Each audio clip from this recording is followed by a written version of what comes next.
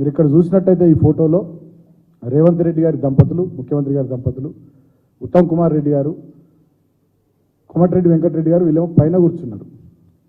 వీళ్ళ కాళ్ళ దగ్గర డిప్యూటీ సీఎంగా ఉన్నటువంటి దళిత వర్గాలకు చెందినటువంటి బిడ్డ, కాంగ్రెస్ పార్టీ సీనియర్ నాయకుడు బట్టి విక్రమార్క గారు వాళ్ళ కాళ్ళ దగ్గర కూర్చున్నటువంటి సందర్భం.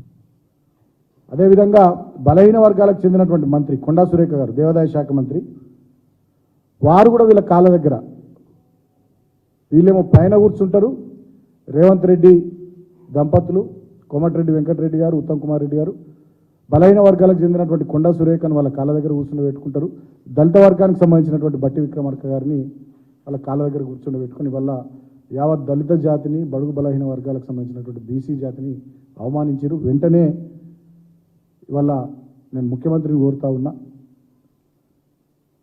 ఈ జరిగినటువంటి మీరు చేస్తున్నటువంటి మీ ఆచరణ ఇదంతా కూడా ఇవాళ దళిత జాతి, అదేవిధంగా బహుజన జాతి, బడుగు బలైన వర్గాల ప్రజానికం గమనిస్తూ ఉన్నారు. సాక్షాత్తు దేవుని చెంతనే, దేవుని ముందరనే ఈ రకంగా మా దళితులకు, బలహీన వర్గాలకు అవమానం జరిగితే మా ఆత్మగౌరవం దెబ్బతింటే ఎక్కడికి పోయి చెప్పుకోవాలి, ఎవరికి చెప్పుకోవాలి? బట్టి విక్రమార్క గారు, వారి కుటుంబం మొదటి నుంచి కాంగ్రెస్ పార్టీ కుటుంబం. వారి అన్న మల్లు అనంతరాములు గారు ఉమ్మడి ఆంధ్రప్రదేశ్లో పీసీసీ అధ్యక్షుడిగా పనిచేసింది. వాళ్ళ అన్న మల్లు రవి గారు ఎంపీగా పనిచేసినారు. ఢిల్లీలో ప్రభుత్వ ప్రత్యేక ప్రతినిధిగా పనిచేసినారు గతంలో. వీరు సిఎల్పి లీడర్గా పనిచేసినారు, పాదయాత్రలు చేసినారు.